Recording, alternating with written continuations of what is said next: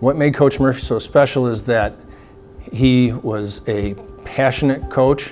What surprised me a lot when I think back to this day now is he actually was a young coach of like mid to late 20s during this tenure, and that he led such a large program pretty much all by himself and was able to organize everything and handle all the young men that were on the wrestling team. It just amazes me to this day that he was actually only, like I said, in his mid-20s.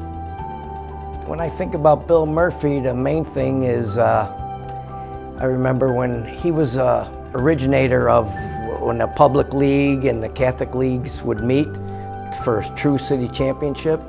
We were wrestling Tilden in '74, and half their team was overweight, and he let them wrestle anyway because they had so much confidence in us that we would still beat them.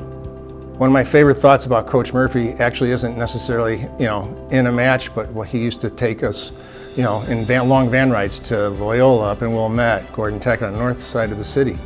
And he just would always drill us on, questions on wrestling and preparation, but he'd talk about life and he'd talk about various things, and we'd joke, and just some good memories about how he handled that whole group of kids, for that length of time in the van. And he was kind of a special guy to, handle all of us guys.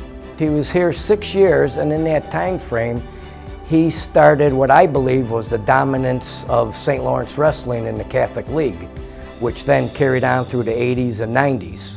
During his tenure, he had 2 Catholic League championships, and he himself won 2 Tony Lawless Awards.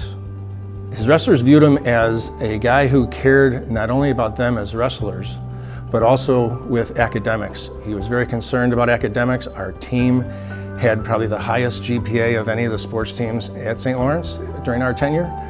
He always encouraged us to think about college and various things, and he used to bring wrestlers in over the Christmas holidays. They were former alumni, and they would come in and wrestle with us and show us new techniques and show us the possibilities of what might be beyond high school for us too.